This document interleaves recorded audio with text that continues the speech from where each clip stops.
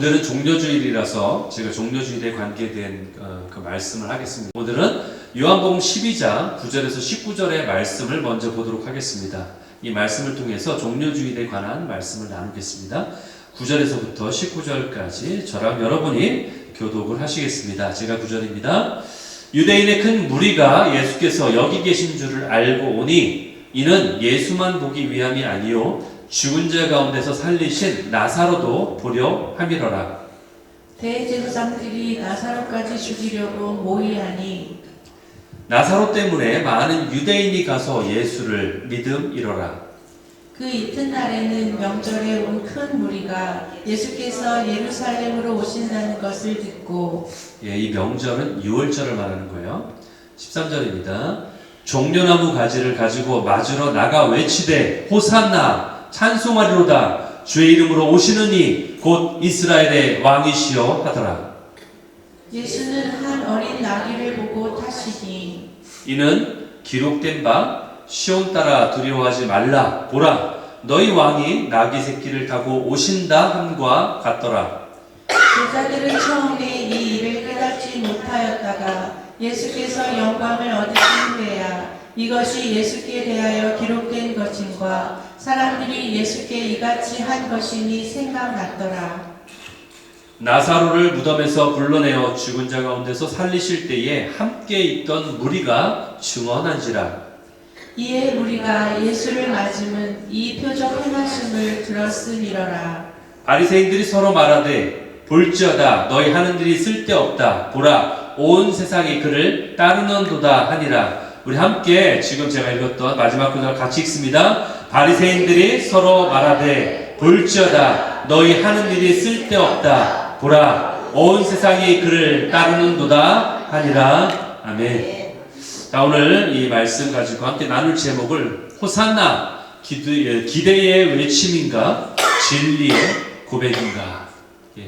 호산나 기대의 외침인가 아니면 진리의 고백인가. 영어 제목은 호산나 expectation or truth 이러한 제목으로 함께 나누겠습니다. 영어로는 호세나죠. 호세나, 우리말은 호산나 하고 외치는 거예요. 사람들이 이렇게 환호했어요. 예수님이 예루살렘 성에 이제 입성할 때 사람들이 그 종려나무 가지를 막 흔들면서 그리고 자신의 겉옷을 가지고 땅 그 길가에 펴면서 외친 거예요. 이 자신의 겉옷을 펼쳐서 이렇게 길가에 이렇게 펼치는 건 뭐냐면은 왕이 행차할 때 지나갈 때에 내가 그분을 존경합니다 라고 하는 어떤 표시예요. 그래서 자신의 겉옷을 그분 앞에 이렇게 펼쳐서 바닥에 놓으면서 엎드려 절하고 또 종려나무 가지를 흔들면서 환호하는 거죠. 그렇게 호산나 외쳤습니다. 호산나 찬송하리로다 주의 이름으로 오시는 이여 곧 이스라엘의 왕이십니다. 이렇게 외쳤다라는 거죠. 이렇게 사람들은 막 들떠 있었어요.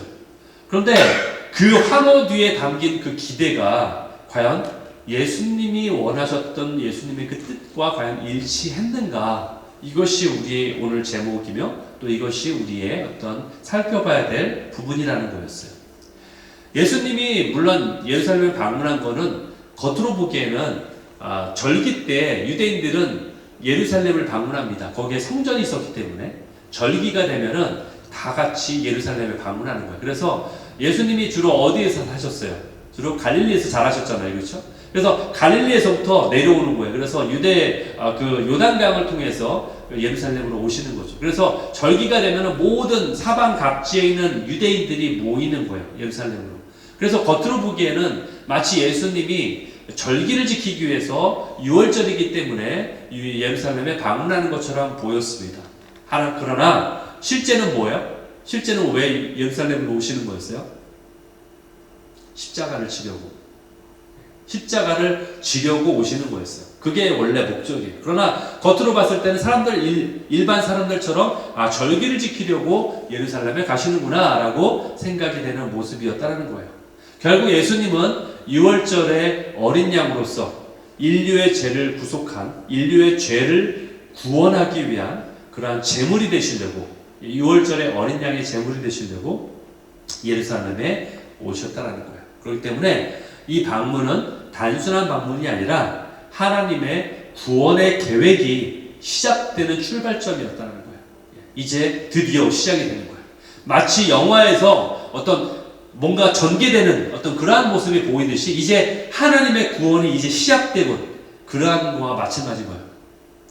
예수님은 십자가의 길을 통해서 만왕의 왕으로 이제 등극하시게 되는 거예요. 그것은 바로 성경에 예언된 언약을 성취하는 거였습니다. 그런데 왕이 십자가에 이제 달리시는 거죠. 이것은 어떤 고난의 이야기만이 아니라 어떤 대표성을 지니고 있어요. 대표성을 지닌 희생이라는 거예요.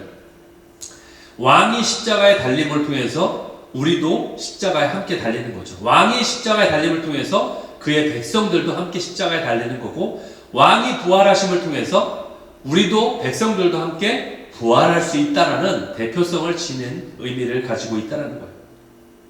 그렇다면 과연 이날 예수님이 예루살렘 성에 입성하던 이날 외쳤던 그 호산나의 소리는 진정한 진리의 고백이었는지, 아니면은 단지 그들이 기대에 부풀었던 어떤 외침이었는지를 한번 살펴보기를 원합니다. 오늘 12장 13절에 보면은 지금 저렇게 나와 있죠. 종려나무 가지를 가지고 흔들면서 외치는 거야. 호산나 찬송하리로다.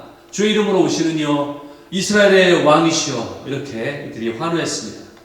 그런데 사실 이 사람들이 외쳤던 이 호산나 이 외침은요, 사실 구약에 이미 나와 있는 내용을 가지고 그대로 외쳤던 사람들이 그대로 외쳤던 거예요. 시편 118편에 보면은 이 얘기가 나와요. 여호와여 우리를 구원하십시오. 이제 구원하여 주십시오.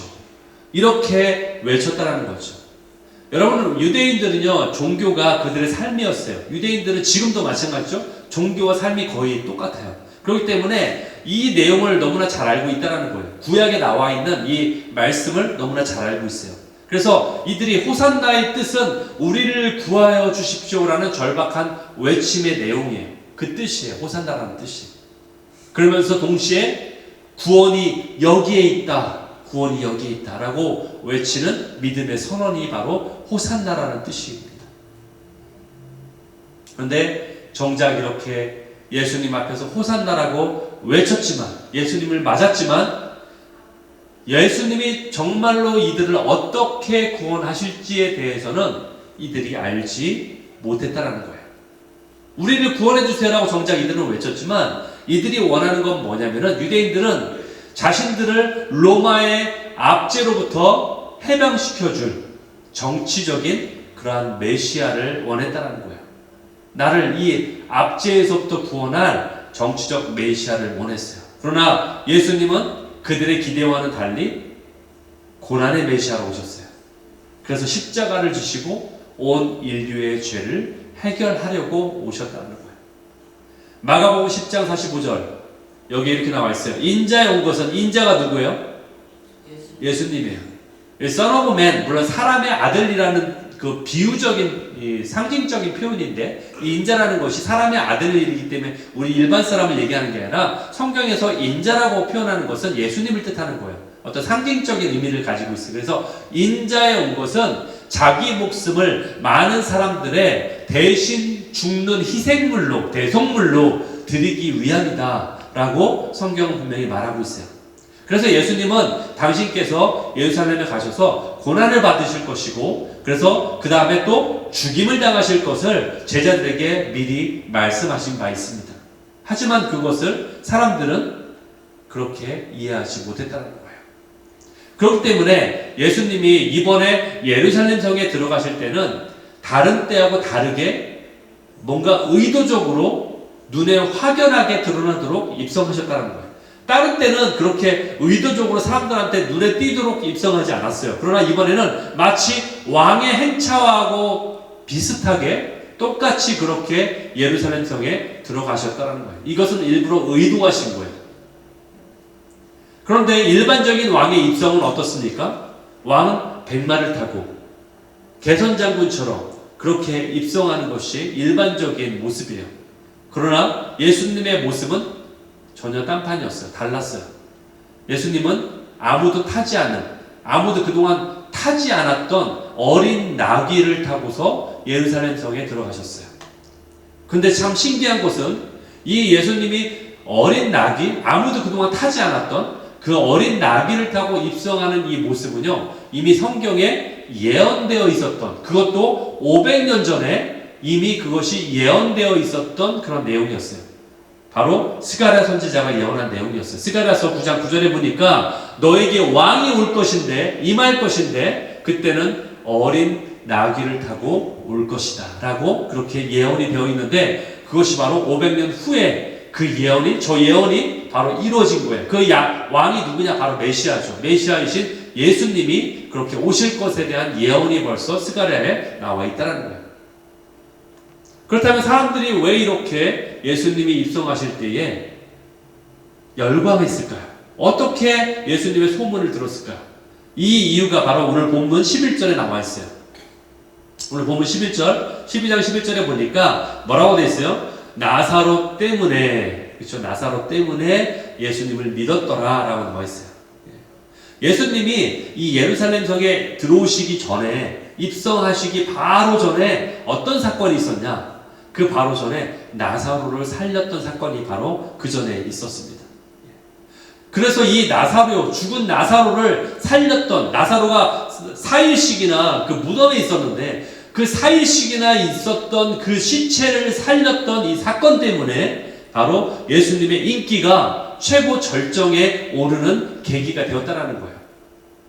그래서 드디어 사람들은 정말 예수님이 메시아구나 라는 사실을 이제 인식하게 되었다는 거예요. 그래서 이 소식이 사람들을 통해서 번지게 됐어요. 특별히 17절에 보면요, 나사로를 무덤에서 불러내실 때에 그 똑같은 장소, 그 현장에 있었던 사람들이 그 소문을 전했다라고 성경은 말하고 있어요. 그리고 이 시기가 마침 여러분들 알다시피 명절이잖아요. 바로 그렇죠? 6월절이었어요. 그래서 이 사람들이 6월절이었기 때문에 너무나 많은 사람들이 그 안에 있었기 때문에 많은 사람들이 바로 메시아가 나타났다라는 이 말에 흥분해서 이 메시아를, 로마의 통치에서 우리를 구원해줄 이 메시아를 보러 가자. 그리고 저 죽었던 나사로도 한번 구경하러 가자. 그래가지고 다 몰려드는 거예요. 그래서 예수님이 어린 나귀를 타고 예루살렘 성에 들어오실 때 그토록 환영하면서 열렬히 예수님을 맞이했던 거예요. 종려나무 가지를 흔들면서 외쳤어요. 이렇게 이들의 기대가 최고지에 오르고 예수님의 인기가 최절정에 이르는 이 모습을 보면서 바리새인끼리 서로 이렇게 고백하는 거예요. 봐라, 이제 아무리 우리가 저 예수를 막으려 해도 이제 소용이 없어. 이제 다 끝났어. 우리가 할 수 있는 일은 더 이상 없게 됐어. 저것 봐, 수많은 자들이 저렇게 예수를 따르고 있잖아. 지금 저 19절에 바리새인들끼리 서로 나누는 저 대화를 통해서 우리는 저들의 어떤 당혹감 그리고 좌절감을 우리가 볼 수 있습니다. 사람들이 이처럼 예수님을 환호하고 기대를 했다라는 거죠. 그런데 막상 예수님이 예루살렘 성에 딱 들어오고 나서 하신 일이 뭐죠? 예수님이 하신 일은 이 사람들이 기대했던 것과 같은 어떤 기적을 다시 행하거나 그동안에 수없이 기적을 행하셨음에도 불구하고 정작 예루살렘 성에 마지막에 들어오셨을 때는 기적을 행하지 않으셨어요. 아무 기적도 행하지 않으셨어요. 그리고 어떤 정치적인 어떤 행동을 하지도 않으셨어요. 아니면 로마를 뒤엎는 어떤 혁명을 일으킬 만한 그런 어떤 모습을 보인 것도 아니에요. 나를 따르라 이런 행위를 하신 것도 아니었어요. 예수님이 하신 일은 딱 하나, 성전에 가셔서 성전을 정결케 하셨어요. 아니, 오히려 종교 지도자들의 반감을 사는 일만 하신 거예요. 오히려 사람들을 실족해 하고 도전하는 일을 하신 거예요. 성전에 들어가셔서 하신 일이 뭐예요? 성전을 청소하셨다니까, 자, 모두 비켜주세요. 제가 지금부터 성전을 깨끗하게 하겠습니다. 이렇게 하셨다는 얘기인가요? 아니에요. 성전에 안에 있는 자들, 매매하는 자들을 막 뒤엎었어요. 그 안에 있는 사람들의 인정사정 볼 것 없이 그 안에서 돈을 바꾸는 자들, 상인들, 비둘기 파는 자들의 그 상을 뒤엎고 다 난장판을 만들어 버렸어요. 그리고 심한 말도 서슴지 않고 하셨어요. 비록 돌려서 말한 거지만, 돌려서 얘기한 거지만 그들 보고서 너희가 강도야 라고 말한 거예요. 사실은 보세요. 마태복음 21장 13절에 그들에게 이르시되 기록된 바 내 집은 기도하는 집이라 일컬음을 받을 거라고 했는데 왜 너희들은 강도의 소굴로 만들었느냐? 이렇게 도전하셨어요. 질문 드리겠습니다. 기도의 집에 있는 사람은 누구예요? 기도하는 사람이겠죠. 그렇죠? 기도하는 집에 있는 사람은 누구예요? 기도하는 사람이에요. 그러면 강도의 소굴에 있는 사람은 누구예요? 강도죠. 그럼 지금 너희들이 누구란 얘기예요? 강도란 얘기죠. 너희 집이 기도의 집이 돼야 돼서 기도하는 사람이 돼야 되는데 너희는 지금 이곳을 강도의 소굴로 만들었다. 그러니까 너희는 강도다 이 얘기죠. 그 얘기 아닙니까? 제가 없는 얘기를 합니까? 제가 과장된 얘기를 할까요? 너희는 강도의 소굴로 이곳을 만들었다. 그 얘기는 뭐예요? 너희는 강도란 얘기예요. 돌려 얘기했지만 너희가 강도란 얘기죠. 너희가 강도니까 이곳이 강도의 소굴이 된 거다 이 얘기죠. 예수님이 무슨 욕쟁이 할아버지도 아니고 예수님이 아무에게나 이렇게 무례하게 말을 하시는 분이십니까? 그렇지 않습니다. 그런데 왜 이처럼 강하게 말씀하셨습니까? 그만큼 하나님의 성전에 대한 예수님의 열정과 사랑이 크다는 얘기예요. 하나님의 전에 대한. 이 거룩한 성전이 기도의 집이 돼야 되는데 기도의 향기로 가득 차야 되는데 그런데 오히려 물질과 욕망의 그것으로 가득 차 있어서 그들이 강도의 소굴처럼 자신들의 욕망을 채우고 욕심을 채우고 이익을 채우는 그러한 강도의 소굴로 만들었기 때문에 아버지 집이 무너지는 거에 대한 그러한 안타까움, 슬픔이 가득했기 때문에 이처럼 외쳤다는 거예요. 그게 바로 예수님의 심정이었다는 거예요. 이것은 단순한 분노가 아니라 하나님의 거룩하심이 짓밟혀진 거에 대한 처절한 슬픔을 표현한 거예요.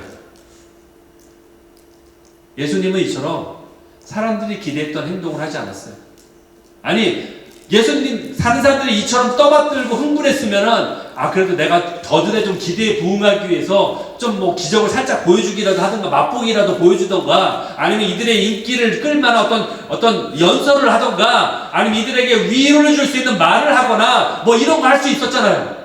그러나 전혀 그런 걸 하지 않았어요. 오히려 이들에게 반감을 주고 종교 지도자들의 반감을 사고 오히려 이들의 마음을 아프게 하는 너희는 강도다, 강도의 소굴로 만들었다라고 도전하는 그런 말씀만 했다라는 거죠.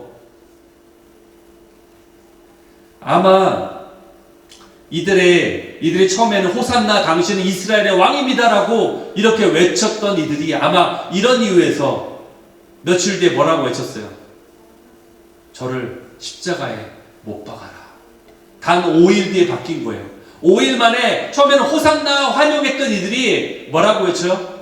저 예수를 십자가에 못 박아라라고 그렇게 선동하는 그렇게 외치는 그러한 자들로 바뀌었다라는 거예요. 아마 그들은 이렇게 생각했을 거예요. 예수가 못 박히는 거는 우리 잘못이 아닙니다. 그거는 순전히 자업자득이에요. 예수가 그처럼 무능하게 행동했으니까요. 우리가 그 정도로 미뤄졌으면 그걸 받아들였어야죠. 하지만 예수는 기회를 스스로 날려버렸어요. 그러니까 그게 왜 우리 잘못입니까? 우리는 그를 영으로 떠받들려 했어요. 그를 왕으로 세우려 했단 말이죠. 그런데 그렇게 우리는 예수를 따를 준비가 다 되어 있었다고요. 그런데 배신은 우리가 한 게 아니라 바로 저 예수가 우리를 배신한 거라고요. 그는 우리의 기대를 한순간에 꺾어버렸어요. 우리에게 필요한 건 우리를 해방하는 거라고요. 우리를 해방시킬 영웅이 우리에게 필요했어요. 하지만 예수는 한 번도 저항 한 번 하지 않았어요. 어떻게 그렇게 쉽게 잡혀갈 수 있습니까? 너무 무능합니다. 무능한 지도자는 우리에게 필요가 없어요. 그러니까 우리는 그를 따를 이유가 없는 거예요. 그런 자는 십자가에 달려도 상관이 없어요. 우리가 원하는 리더는 우리의 필요를 채워줄 그러한 자가 바로 우리의 리더가 될 수 있으니까요. 이렇게 아마 생각했을 거예요. 그러면서 아마 이렇게 얘기했겠죠. 그래, 예수 네가 우리를 강도라고 했지. 그렇다면 차라리 우리도 강도를 살려주면 되겠네. 그러면서 저 강도를 살려주는 그러한 선택을 하게 됐다는 거죠. 예수를 살려줄 거냐, 저 강도를 살려줄 거냐 선택하는 기도에서 강도를 살리라고 외쳤던 그들의 외침이 바로 이러한 결과에서 나온 선택이었다는 거예요. 여러분, 더 놀라운 사실은 무엇입니까? 그들이 예수님을 대했던 이 방식이 바로 어쩌면 우리 안에도 지금도 똑같이 있다라는 거예요. 그것이 더 놀랍다라는 거예요. 우리가 왜 예수님께 환호하고 있습니까? 우리가 왜 예수님을 받아들이고 있습니까? 왜냐하면 내가 얻을 것이 있기 때문에 그래요. 아니, 더 정확히 말하면은 이미 내가 예수님으로부터 얻었기 때문에 그래요. 뭘 얻었어요? 구원을 얻었죠, 우리가. 그렇죠? 우리가 구원을 얻었습니다. 물론 이 구원이 내 삶 속에서 분명히 느껴지고 확신이 된다면 문제가 없지만, 하지만 우리가 현실을 살다 보면요, 이 구원에 대한 감격이나 확신이 흐려쳐질 때가 있다라는 거예요.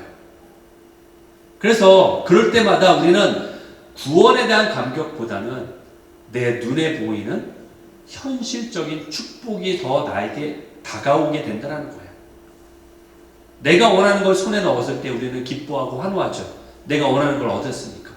하지만 문제는 항상 내가 원하는 것을 얻을 수 없다는 거예요. 우리가 살아가면서. 내가 기대하는 것을 항상 충족시킬 수 없다는 데 문제가 있다는 거예요. 때로는 내가 실패도 하고, 때로는 내가 낙심도 하고, 때로는 막막한 현실 앞에 내가 서야만 합니다.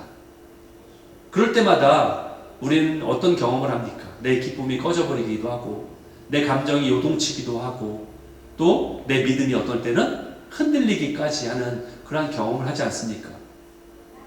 그렇다면은 과연 이러한 우리의 모습은 세상 사람들과 뭐가 다르다는 거예요? 어떤 차이가 있다는 겁니까? 만약에 그렇다면 세상 사람들도요, 믿지 않는 사람들도 기쁠 땐 기뻐해요. 그리고 저들도 슬플 땐 슬퍼하고 어려울 때는 힘들어합니다. 그렇다면은 믿는 자도 똑같이 그렇게 한다면은 과연 믿는 자와 믿지 않는 자의 차이는 뭐냐라는 거죠. 이것이 우리가 오늘 해야 될 질문의 하나라고 저는 생각합니다. 그러나 우리가 이 땅을 살아가는 이 땅의 삶이 전부라고 여기고 있느냐, 아니면은 우리에게는 저 영원한 생명을 바라보며 살아가느냐, 그 영원한 삶이 있다는 것을 알고서 살아가느냐, 이 차이가 바로 우리의 믿음의 차이를 만든다는 거예요. 예수님께서는 우리의 영생을 위해서 이 땅에 오셨다는 거예요. 그래서 예수님이 십자가에 달리신 거예요. 영생 때문에. 그 영생을 완성하시려고 이 땅에 오셨다는 거예요. 그러나 이스라엘 백성들은 어때요? 그 영생을 중요하게 생각한 것이 아니라 그냥 단지 자기가 살고 있을 때, 자기가 자기 인생을 살고 있을 때에 그냥 로마의 압제로부터 해방시켜줄, 단지 이 땅에서의 문제를 해결하는 거에만 신경을 쓰고 있었다는 거예요.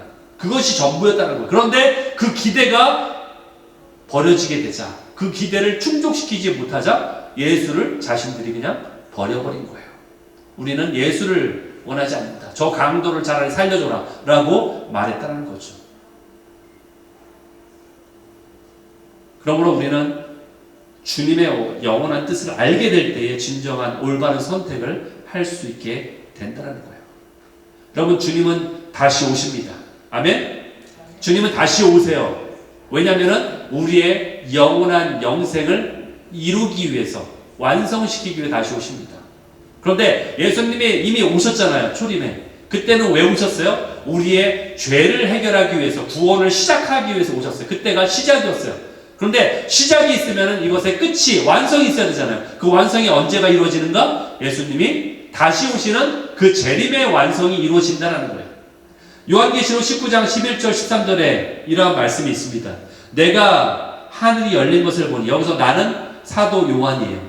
요한계시록이 사도 요한이 쓴 거잖아요. 내가 하늘을 보니 하늘이 열리는데 거기에 백마탄 자가 있더라. 예수님을 말하는 거예요.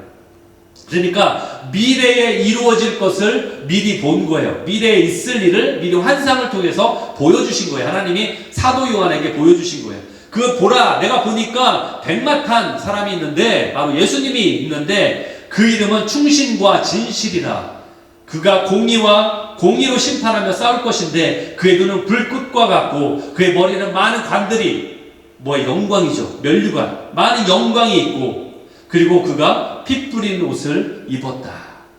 여러분 예수님이 이 땅에 다시 오실 때는요. 더 이상 저 고난의 종이 아니에요. 고난받는 종의 모습이 아니에요.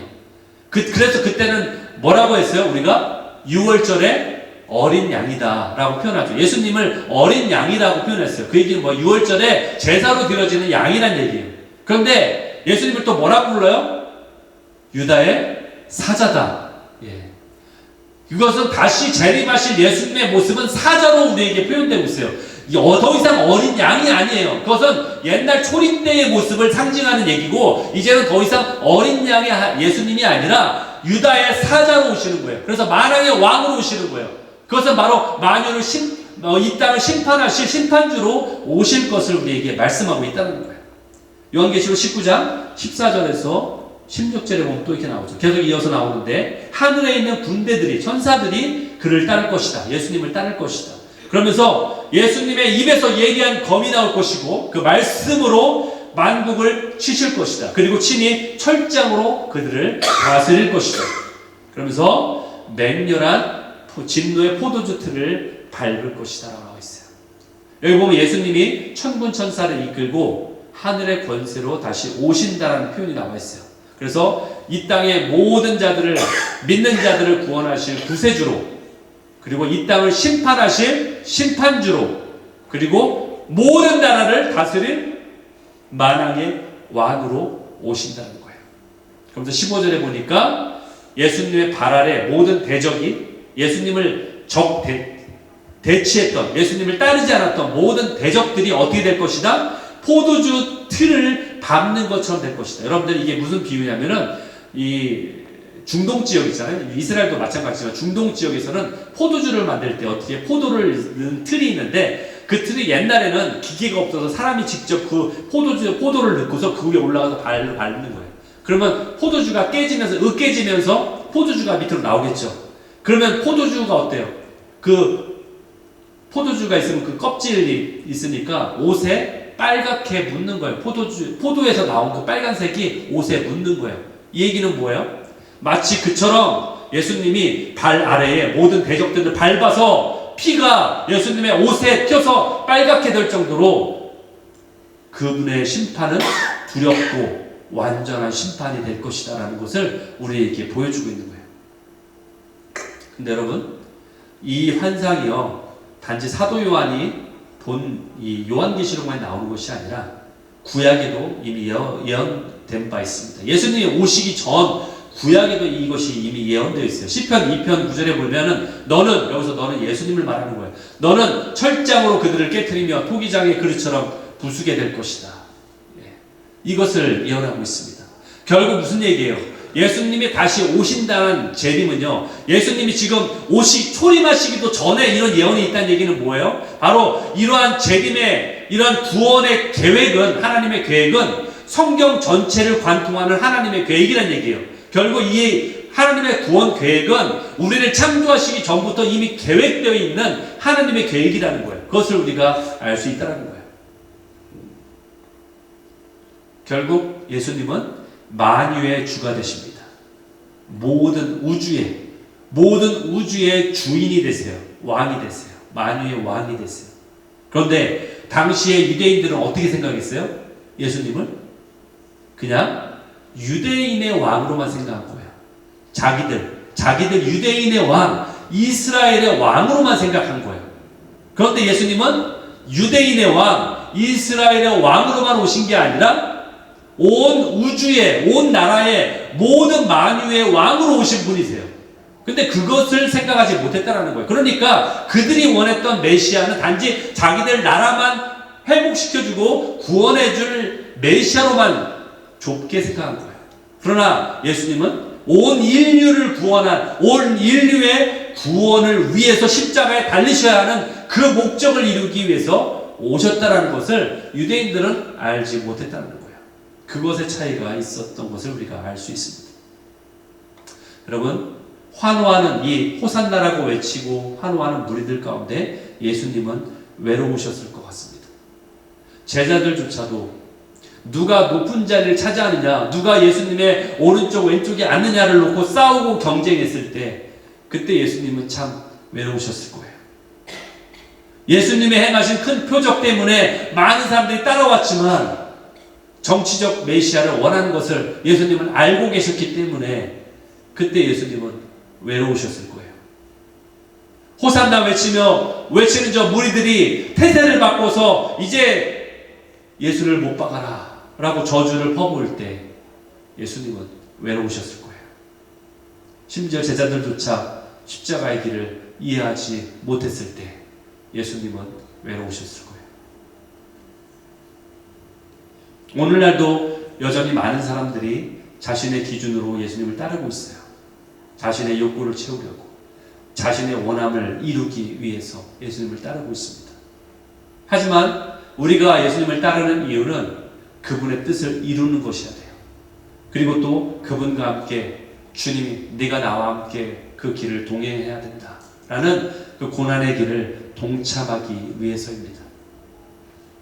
여러분, 겉으로 보여지는 어떤 결과나 겉으로 보여지는 성과나 어떤 현상만 바라보면은 우리가 본질을 놓칠 수가 있어요. 눈에 보이는 것을 따르게 되면요, 너무나 쉽게 우리의 마음을 거기에 빼앗길 수 있다는 거예요. 그래서 요즘 시대가 더 예수님을 믿기가 더 쉽지 않은 거예요. 왜 그래요? 미디어가 발달하기 때문에.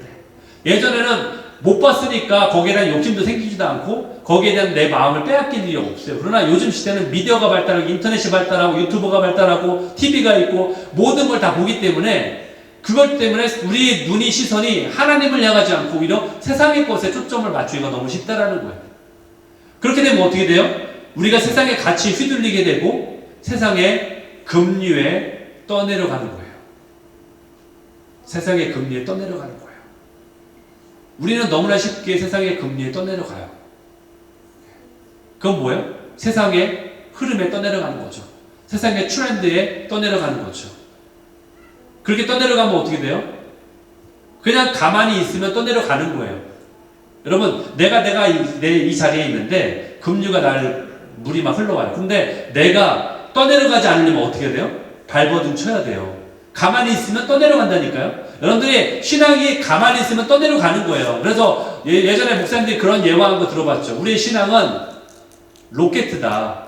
밑으로 추진력이 없으면 그냥 떨어지는 거다. 제자리는 없는 거다. 항상 내가 뭔가 노력해야 된다는 얘기죠. 그렇죠? 그러니까 우리가 가만히 있으면 세상에 떠내려가는 거예요. 그렇기 때문에 하나님이 원하시는 자는 떠내려가는 자가 아니라 그 물결을 역류하는, 연어와 같이 역류하는 자를 원한다는 거죠. 그런 자를 보기 원한다는 거죠. 그렇기 때문에 이 길은 좁은 길이에요. 마태복음 7장 13절 14절에 나와 있죠. 좁은 문으로 들어가라. 멸망으로 인도하는 길은 넓다, 크다. 이게 문제예요. 그러니까 우리 눈에는 자꾸 그 길로만 가고 싶죠. 우리 눈에 그거만 보이잖아요. 와, 저 먹음직도 하고 보암직도 하고 저걸 얻으면 내가 뭔가 좋을 것 같고 항상 넓고 크다는 얘기는 좋다는 얘기예요. 그게. 근데 좋은 거는 항상 멸망으로 인도하는 길이라는 거죠. 우리 눈에 보기에 넓고 큰 문은 멸망으로 인도하는 길이에요. 그러나 그리로 가는 자가 많겠죠. 그러니까 다 떠내려 가겠죠. 그러나 생명으로 인도하는 문은 여러분 안타깝게도 제가 안타깝다는 표현을 썼는데 아쉽게도 길이 좁고 협착해요. 그래서 찾는 사람이 별로 없어요. 인기가 없는 길이에요. 인기가 없어요. 인정받는 길이 아니에요. 이것이 문제라는 거예요. 하지만 여러분 힘을 낼 수 있어요. 힘내십시오. 왜냐하면 하나님이 신실한 분이기 때문에 우리가 힘을 낼 수 있는 거예요. 이사야 40장 8절에 풀은 마르고 꽃은 시들지만 그러니까 이 얘기 뭐예요? 여러분 풀하고 꽃을 비유로 지금 드는 거죠. 그 얘기는 뭐예요? 우리의 인생은 시들게 됐지만 무엇이든지 이 땅에 있는 모든 거는 다 닳게 되고 시들게 되고 약해지게 되고 병들게 되지만 그러나 하나님의 말씀은 영원히 설 것이다. 신실하게 그 말씀이 우리에게 주신 약속은 신실하게 끝까지 있을 것이다. 그걸 말하잖아요. 마태복음 24장 35절 천지는 없어질지언정 내 말은 나의 약속은 없어지지 않을 것이다. 그러니까 우리가 이 진리 위에 실망하지 않을 수 있는 거예요. 그렇기 때문에 이걸 붙잡을 때에 내가 힘을 낼 수 있는 거예요. 왜? 우리에게는 영원한 소망이 있기 때문에, 영원한 삶이 우리를 기다리고 있기 때문에 우리는 그 영생을, 승리의 부활을 붙잡을 수 있는 줄 믿습니다. 이것이 끝이 아니에요. 이 삶이 우리에게 끝이 아니라니까요. 왜냐하면 아직도 우리에게는 인생의 우리의 최고봉은 오지 않았어요. 최고 정상은 아직 오지 않았어요. 그 최고의 정상이 언제예요? 바로 예수님을 다시 보게 될 날이에요. 부활하여서 예수님을 다시 만나게 되는 그날이 우리 인생의 최고의 정상이 될 거예요. 주님을 대면하게 될 그날이 바로 우리의 승리의 날이 될 것입니다. 요한계시록 22장 20절, 내가 진실로 속히 오리라. 내가 다 반드시, 진실로는 뭐예요? 정말로 surely, 영어로 surely라고 되어 있잖아요. 진짜로 다시 올 거야. 내가 정말 다시 올 거야. 그리고 속히 올 거야. 그러니까 어떻게 해야 돼요, 우리가? 아멘. 주 예수여, 어서 오세요. 어서 와주세요. 이렇게 기도해야 되지 않겠습니까? 여러분, 우리가 외쳐야 될 호산나는요, 나의 기대를 담고 있는 호산나가 아니라, 주님, 정말로 주님이 뜻을 이루십시오. 어서 오십시오라는 그러한 호산나가 되어야 됩니다. 주님, 나를 구원해 주세요. 주님의 뜻대로 이 구원을 이루세요. 라는 그러한 호산나가 되어야 될 줄 믿습니다. 주님을 만나게 되는 그날에 우리는 다시 호산나를 외치며 왕 되신 예수님을 기쁨으로 맞이하게 될 것입니다. 오늘 종려주일에 나귀를 타신 왕 예수 그리스도를 묵상하면서 진정한 구원자 되시며 진정한 소망이 되시는 그 주님을 만날 기대를 하시는 저와 여러분 되시기를 예수 그리스도의 이름으로 축원합니다. 아멘.